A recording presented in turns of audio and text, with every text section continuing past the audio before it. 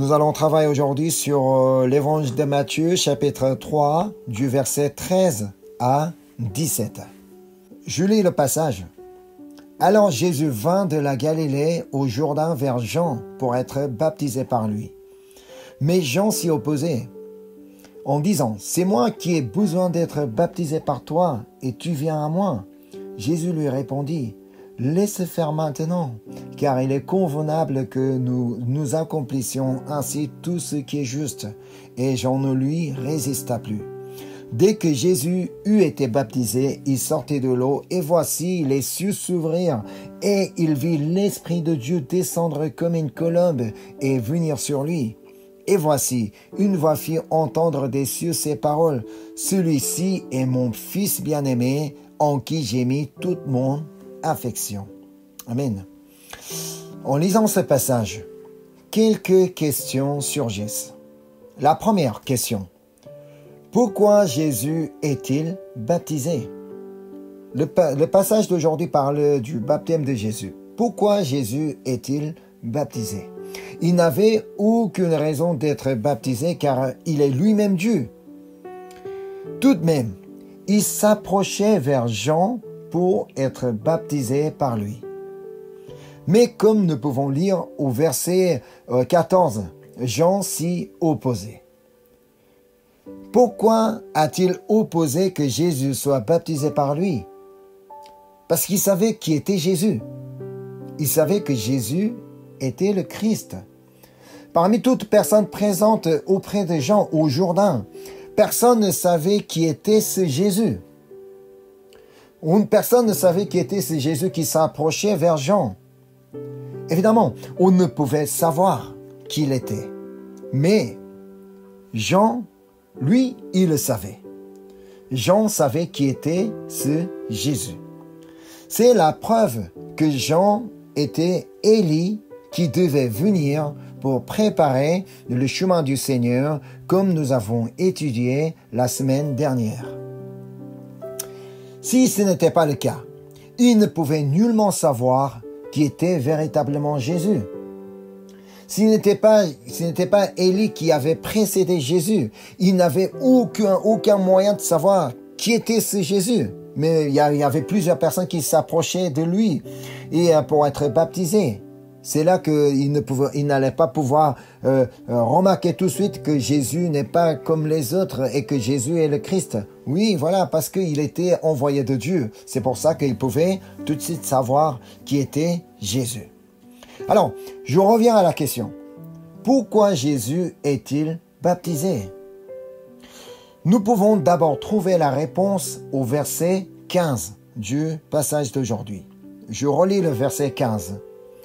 Jésus lui répondit, « Laissez faire maintenant, car il est convenable que nous accomplissions ainsi tout ce qui est juste. » Et Jean ne lui résista plus.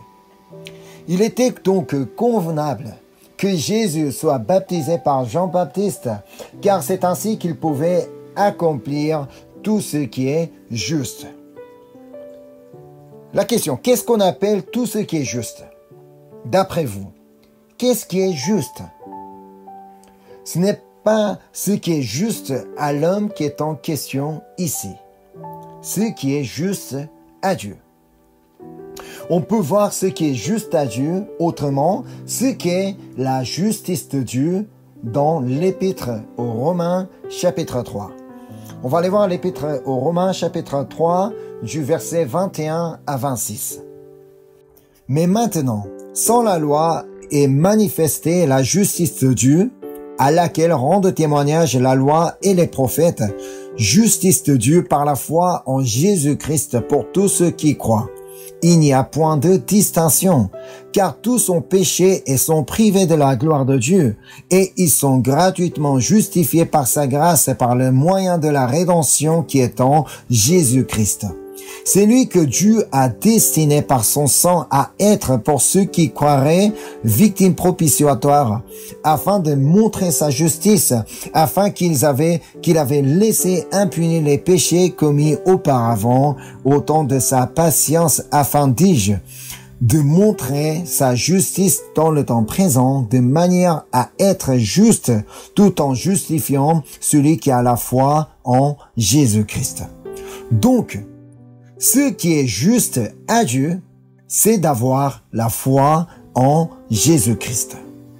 Autrement, croire en Jésus est ce qui est juste à Dieu. Car le jour où Jésus a été baptisé, il s'est passé quelque chose. C'est ce qu'on va voir au passage d'aujourd'hui, d'abord au verset 16. On revient au passage d'aujourd'hui dans l'évangile de Matthieu, chapitre 3, verset 16. Dès que Jésus eut été baptisé, il sortit de l'eau. Et voici, les cieux s'ouvrirent, et il vit l'Esprit de Dieu descendre comme une colombe et venir sur lui. Il s'est passé 3 choses lorsque Jésus a été baptisé. Premièrement, les cieux sont ouverts. Deuxièmement, l'Esprit de Dieu est descendu comme une colombe. Et enfin, troisièmement, l'Esprit de Dieu est venu sur lui. Ce sont donc les raisons pour lesquelles Jésus a été baptisé alors qu'il n'avait pas besoin d'être baptisé, afin qu'il montre ce qui se passe à ceux qui ont la foi en lui. En fait, ce sont ceux qui ont la foi en Jésus reçoivent le baptême. Ceux qui ne croient pas en Jésus ne cherchent pas à être baptisés. C'est bien sûr, c'est normal. Mais croire en Jésus commence par la repentance, comme nous avons étudié précédemment. Sans reconnaître son état de pécheur, on ne peut pas croire en Jésus. Car Jésus est venu au monde pour les pécheurs, pour résoudre le problème des péchés de l'humanité que Jésus-Christ est venu au monde. Ceux qui ne reconnaissent pas son état de pécheur ne croiront jamais en Jésus parce qu'ils n'ont pas besoin de sauveur. Ceux qui reconnaissent son état de pécheur vont chercher le sauveur. Mais ceux qui ne reconnaissent pas son état ne vont pas chercher le sauveur parce qu'ils n'en ont pas besoin. Ainsi, ceux qui reconnaissent qu'il est pécheur peuvent véritablement croire en Jésus. C'est parce qu'on croit en Jésus qu'on reçoit le baptême. Ceux qui ne croient pas en Jésus ne recevront jamais le baptême. Je vous ai expliqué comme quoi le baptême est un moment où l'on déclare et confesse publiquement sa foi en Jésus devant les autres. C'est une manière de déclarer et confesser publiquement devant les autres, comme quoi il a sa foi en Jésus-Christ. Alors, même si on n'est pas forcément baptisé d'eau, on peut toujours déclarer et confesser publiquement sa foi en Jésus devant les autres. Ce n'est pas parce qu'on n'est pas baptisé qu'on n'a pas déclaré ou confessé publiquement que sa foi devant tout le monde. Non, même sans être baptisé, on peut toujours déclarer et confesser publiquement sa foi en Jésus devant tout le monde. Ce n'est pas la cérémonie qui compte. Ce n'est pas la cérémonie du baptême elle-même qui compte. C'est le cœur. Donc, la prise de conscience. Donc, il se passe 3 choses. 3 choses à ceux qui croient en Jésus. Premièrement, les cieux s'ouvrent. Qu'est-ce que ça peut vouloir dire? Que les cieux s'ouvrent. Pour comprendre ce terme, il faut consulter Ésaïe chapitre 59, verset 2. Mais ce sont vos crimes qui mettent une séparation entre vous et votre Dieu. Ce sont vos péchés qui vous cachent sa face et l'empêchent de vous écouter. Soi-disant que s'il y a un mur entre vous et moi, on ne va pas pouvoir s'entendre. Pour qu'on puisse s'entendre, soit on casse le mur, soit s'il y a une porte, il faudra passer par elle. Si on passe par la porte, par la fenêtre, on va pouvoir se communiquer. De même, nos péchés mettent une séparation entre nous et notre Dieu. Dieu a toujours été là auprès de nous.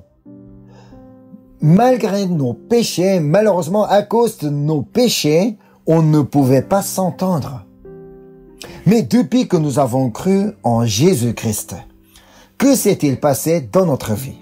C'est ce qu'on va aller voir dans l'épître aux Éphésiens, chapitre 2, du verset 12 à 18. Suivez attentivement ce que je vous lis, donc ce passage. Souvenez-vous que vous étiez en ce temps-là sans Christ, privés du droit de cité en Israël, étrangers aux alliances de la promesse, sans espérance et sans Dieu dans le monde. Mais maintenant, en Jésus-Christ, vous qui étiez jadis éloignés, vous avez été rapprochés par le sang de Christ, car il est notre paix, lui qui, des deux, n'en a fait qu'un, et qui a renversé le mur de séparation inimitié, et ont anéanti par sa chair la loi des ordonnances dans ses prescriptions, afin de créer en lui-même avec les deux un seul homme nouveau, en établissant la paix, et de les réconcilier l'un et l'autre en un seul corps avec Dieu par la croix, en détruisant par elle l'inimitié. Il est venu annoncer la paix à vous qui étiez loin et la paix à ceux qui étaient près, car par lui, nous avons les uns et les autres accès auprès du Père dans un même esprit. Amen. Les cieux s'ouvrent signifie que nous avons maintenant accès auprès du Père, car Jésus-Christ a renversé le mur de séparation. Il n'y a plus de mur entre Dieu et nous. C'est ça. C'est pourquoi maintenant nous pouvons tout adresser à Dieu. Il n'y a plus de séparation. C'est pourquoi nous pouvons directement lui adresser. Autrement, nous pouvons prier Dieu au nom de Jésus-Christ.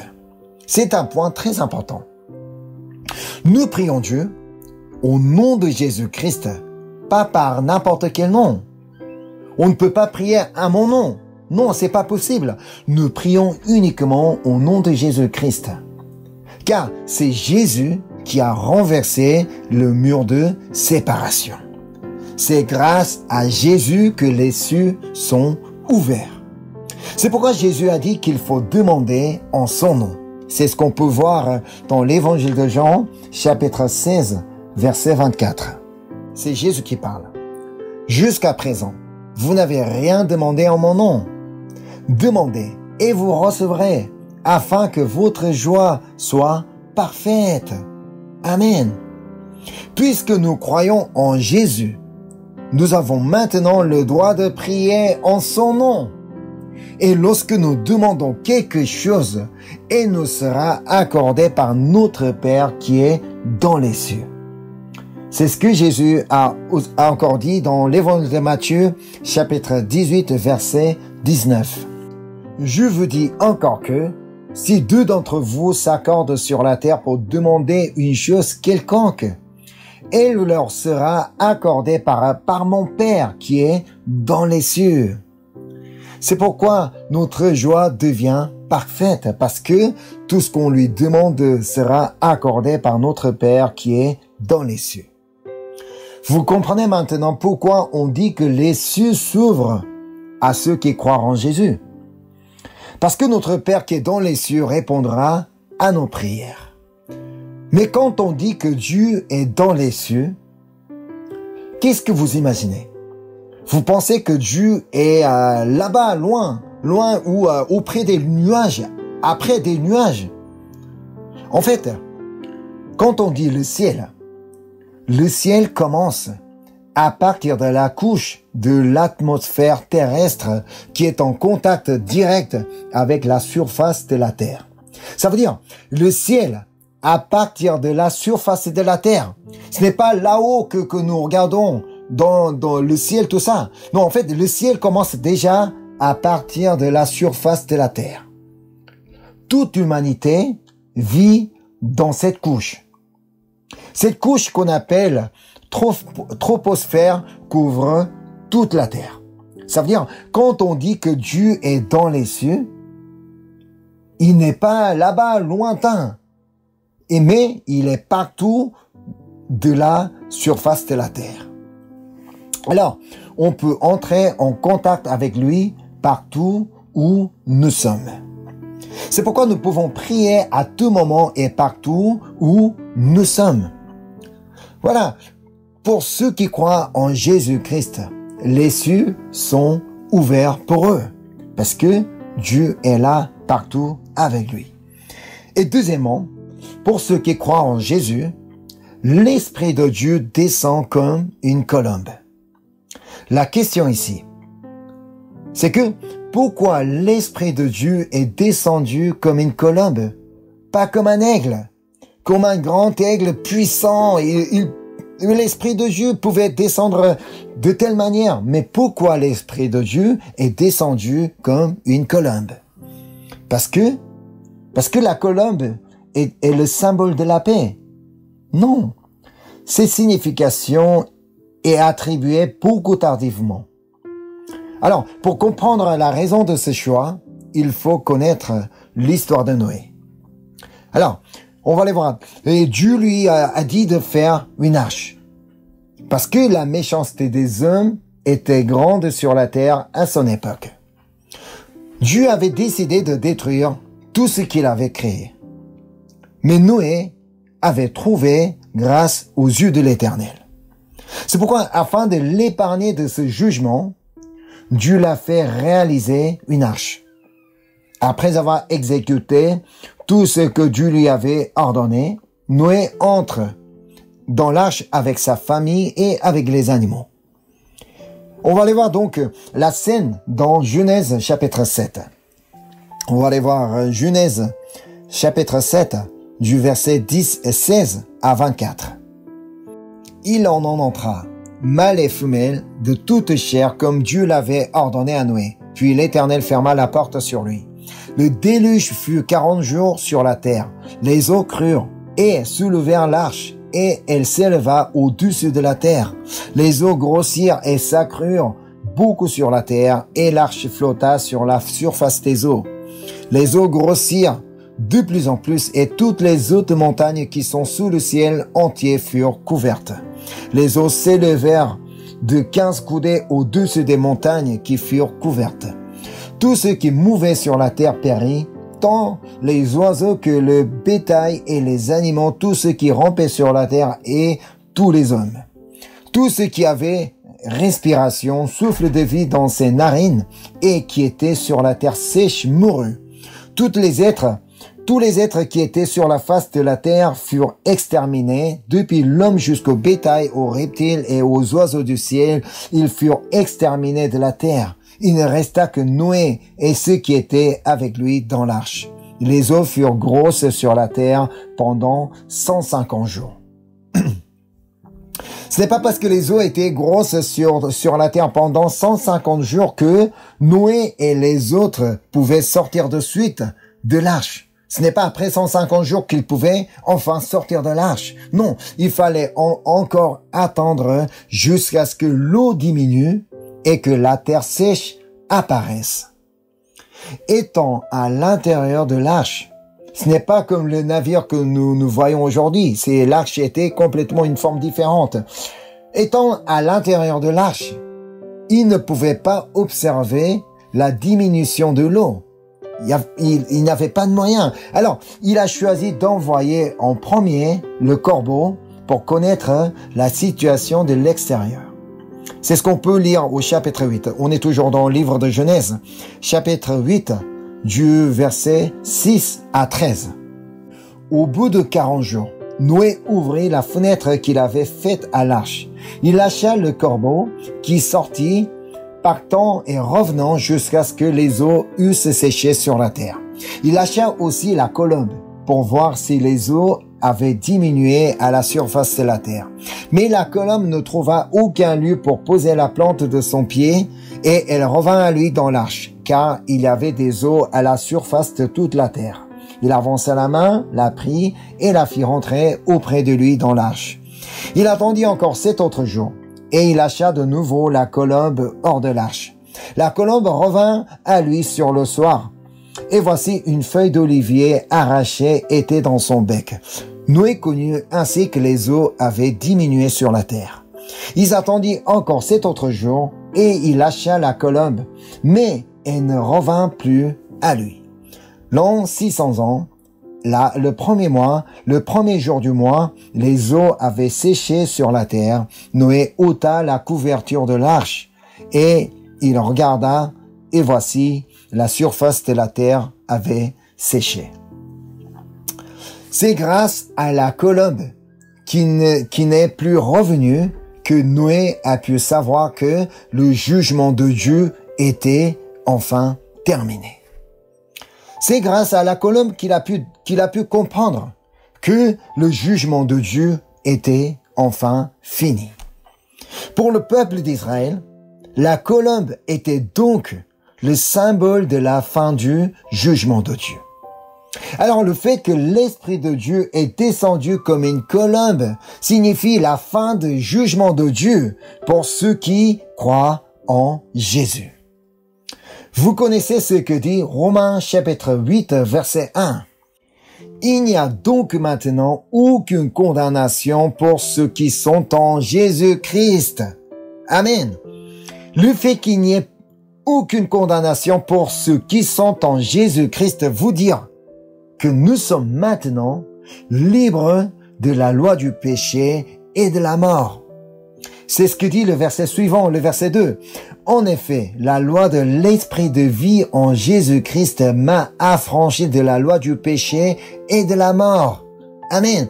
Avant d'avoir la foi en Jésus, je ne pouvais qu'être condamné et jeté en enfer à cause de mes péchés. Mais depuis que je crois en Jésus, depuis que j'ai la foi en Jésus, je suis passé de la mort à la vie. Alors, comment je fais pour en savoir? Comment je peux être sûr de ce changement qui a lieu dans ma vie? Comment je peux savoir que maintenant que je suis passé de la mort à la vie? Comment je fais pour savoir que j'ai la vie éternelle, que j'irai dans le royaume des cieux? Cela est possible grâce à l'Esprit de Dieu qui est venu en moi. C'est ça, la dernière chose qui se passe pour ceux qui croient en Jésus-Christ. C'est que le Saint-Esprit vient en lui. Alors, le Saint-Esprit, que fait-il en nous? Qu'est-ce qu'il fait en nous? Le Saint-Esprit nous rend témoignage que nous sommes enfants de Dieu. C'est pourquoi nous pouvons maintenant appeler Dieu comme Père. Avant que Jésus-Christ soit venu, personne n'appelait Dieu comme Père. On n'était pas autorisé, toléré. Si quelqu'un appelait Dieu comme Père, comme Papa, on allait être lapidé. C'était inacceptable. Alors, depuis que Jésus-Christ est venu au monde, c'est après la venue de Jésus-Christ que le Saint-Esprit est venu sur chacun de ceux qui croient en Jésus. C'est pourquoi nous pouvons maintenant, c'est à partir du moment là que nous avons cru en Jésus que nous pouvons maintenant appeler Dieu comme Père. Ceux qui ne croient pas en Jésus n'appellent pas Dieu comme son Père. Ils n'ont pas l'intérêt. Et nous l'appelons ainsi parce que son esprit est en nous. Alors ça veut dire, ce n'est pas nous-mêmes qui appelons Dieu comme Père, comme Papa. Mais c'est le Saint-Esprit qui est en nous qui nous fait appeler Père ou Papa. C'est ce qu'on peut lire dans l'Épître aux Romains. On est toujours dans l'Épître aux Romains, chapitre 8, du verset 15 et 16. Vous n'avez point reçu un esprit de servitude pour être encore dans la crainte, mais vous avez reçu un esprit d'adoption par lequel nous crions « Abba Père ». L'Esprit lui-même rend témoignage à notre esprit que nous sommes enfants de Dieu. Notre identité n'est plus la même qu'avant, car nous sommes maintenant enfants de Dieu. Notre Père est le créateur de l'univers à qui tout est possible. Notre Père, il est celui qui est tout puissant. Notre Père, il est celui omniscient. Omniscience, oh, tout est possible à lui. Le Saint-Esprit nous rappelle ces vérités. Et écoute, Tu es enfant de Dieu Tout-Puissant. Alors pourquoi tu t'inquiètes ainsi? Pourquoi tu crains? Pourquoi tu as des soucis? Pourquoi tu as des troubles? Tu n'as qu'à lui confier ton problème. Tu n'as qu'à confier ta vie à lui. C'est ce que le Saint-Esprit nous rappelle. Ce qui peut sembler problème pour un enfant n'est pas forcément un problème pour un adulte. Même si un enfant a du mal à ouvrir une ouverture de quelque chose, pour un adulte, c'est pas un grand problème, il peut le faire. De même, à plus forte raison, tous nos problèmes ne sont pas un problème pour notre Dieu qui est dans les cieux. Étant donné que les cieux sont déjà ouverts, pourquoi ne pas prier? Écoutons ce que Jésus a dit, dans Matthieu chapitre 7, verset 11. C'est Jésus qui nous parle. Si donc méchant comme vous l'êtes, vous savez donner de bonnes choses à vos enfants, à combien plus forte raison votre Père qui est dans les cieux donnera-t-il de bonnes choses à ceux qui le lui demandent? Amen. Alors, il est une bénédiction de croire en Jésus. Rien que croire en Jésus, c'est une bénédiction pour nous. Non pas simplement parce que nous sommes sauvés en lui, non pas simplement parce que nous avons la vie éternelle en lui, mais encore, c'est parce que nous croyons en Jésus que nous pouvons tout demander à notre Père qui est dans les cieux. C'est parce que nous croyons en Jésus que les cieux sont ouverts pour nous. C'est parce que nous croyons en Jésus que nous ne sommes plus condamnés, mais sauvés par sa grâce. Et encore, c'est parce que nous croyons en Jésus que son Esprit Saint est en nous pour nous faire connaître beaucoup de bonnes choses. C'est ce qu'on apprend d'après 1 Corinthiens chapitre 2 du verset 9 à 12. Mais comme il est écrit, ce sont des choses que l'œil n'a point vues, que l'oreille n'a point entendues et qui ne sont point montées au cœur de l'homme, des choses que Dieu a préparées pour ceux qui l'aiment. Dieu nous les a révélées par l'Esprit, car l'Esprit sonde tout, même les profondeurs de Dieu. Lesquels des hommes en effet connaît les choses de l'homme, si ce n'est l'Esprit de l'homme qui est en lui. De même, personne ne connaît les choses de Dieu, si ce n'est l'Esprit de Dieu. Or, nous n'avons pas reçu l'Esprit du monde, mais l'Esprit qui vient de Dieu, afin que nous connaissions les choses que Dieu nous a données par sa grâce. Amen. Voilà pourquoi il nous est important que nous soyons remplis du Saint-Esprit.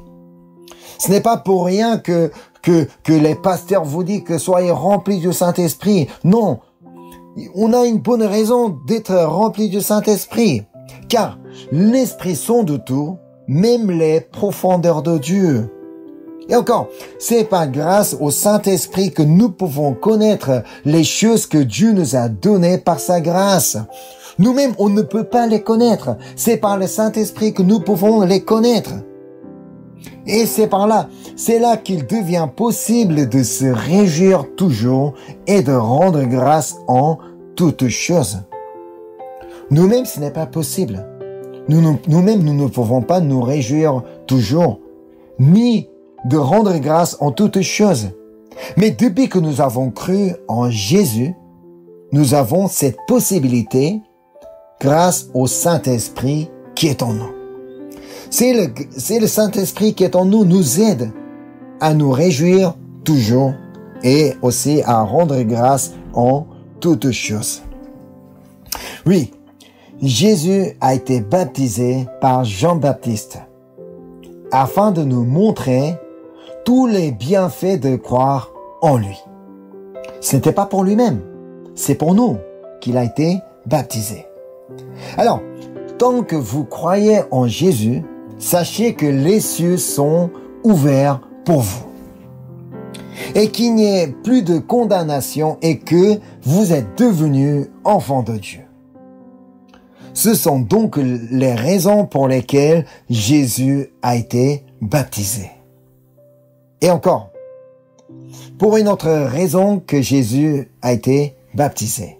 Revenons au passage d'aujourd'hui. Matthieu chapitre 3, verset 17. Et voici, une voix fit entendre des cieux ces paroles. Celui-ci est mon fils bien-aimé, en qui j'ai mis toute mon affection. Jésus a été baptisé ce jour-là afin que ceux qui sont rassemblés puissent rassembler autour de Jean, auprès de Jean, puissent connaître que Jésus est le Fils de Dieu. Qui est-ce qui a entendu cette voix? Seulement Jean-Baptiste et Jésus? Non. Certainement tous ceux qui étaient présents pour y être baptisés ont tous entendu cette voix.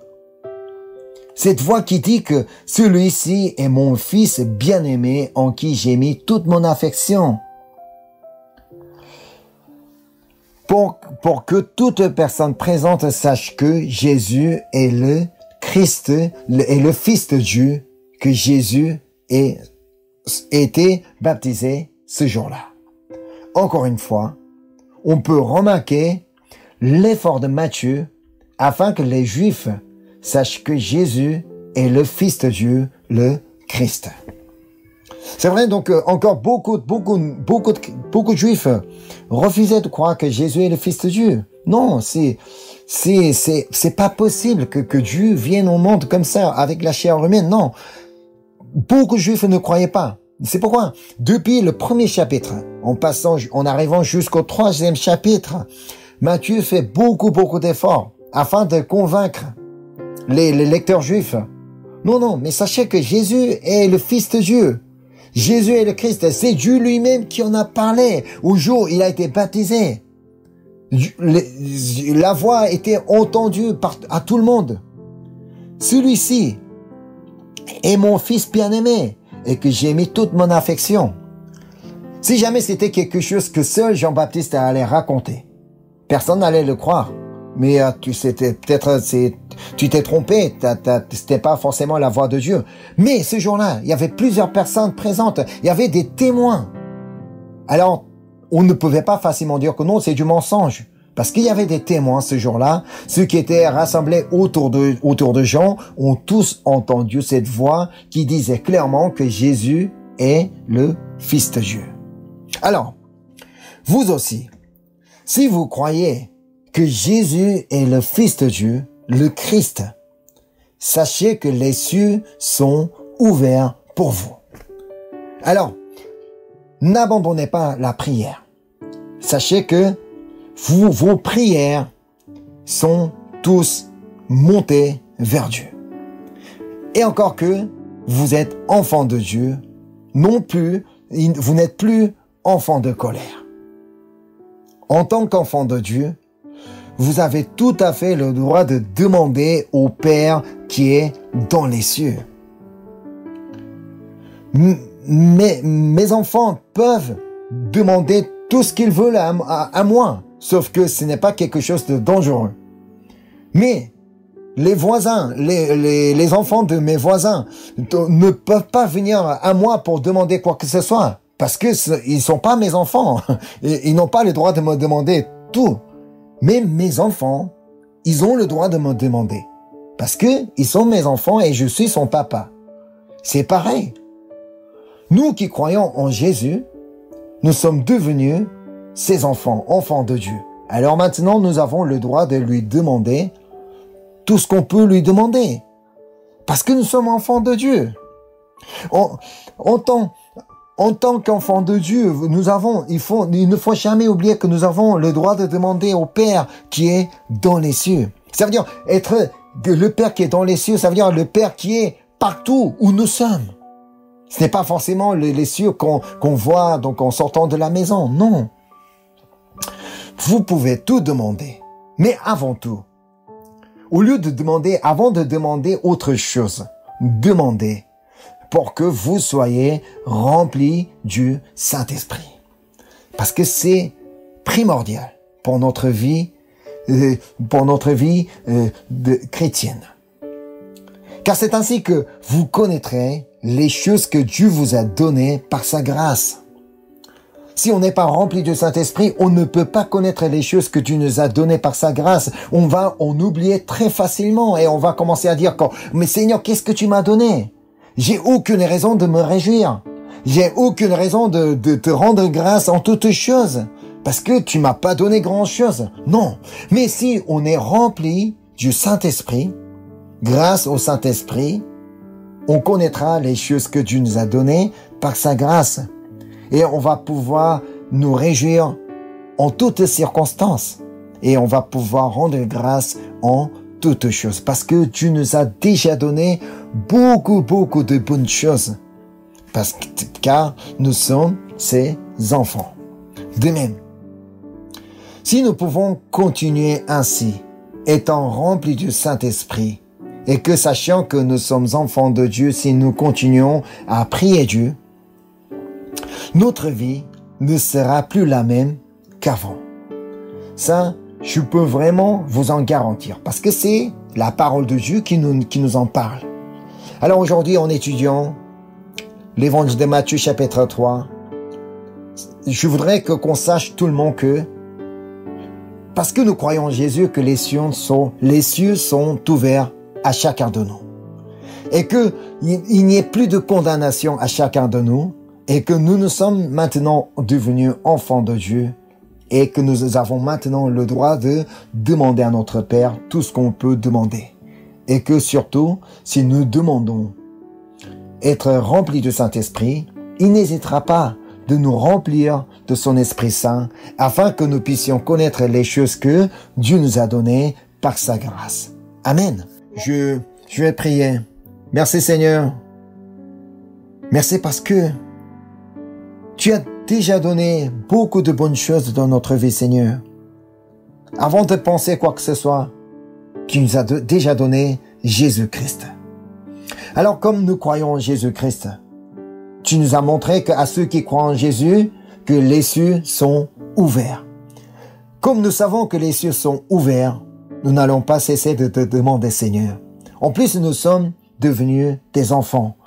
Alors maintenant, nous avons le droit de te demander. Nous ne voulons jamais oublier que nous sommes tes enfants et que nous voulons toujours t'adresser comme un enfant. Et comme un enfant, nous voulons te demander en premier que tu nous remplisses par ton Esprit Saint, Seigneur. C'est parce que c'est uniquement par ton Esprit Saint que nous pouvons connaître les choses que tu nous as données par ta grâce, Seigneur. Nous-mêmes, nous ne pouvons rien connaître. Nous avons vraiment besoin de ton Esprit Saint, Seigneur. Remplis-nous chaque jour par ton Esprit Saint, afin que nous puissions continuellement vivre comme un enfant de Dieu, qui connaissant les choses que tu nous as accordées et déjà données dans notre vie, Seigneur. Merci, Seigneur, parce que ton amour et ta grâce est tellement grand et que nous voulons toujours vivre avec toi, Seigneur, partout où nous sommes. Merci encore une fois pour le message que tu nous as donné. Je te prie au nom du Seigneur Jésus-Christ. Amen.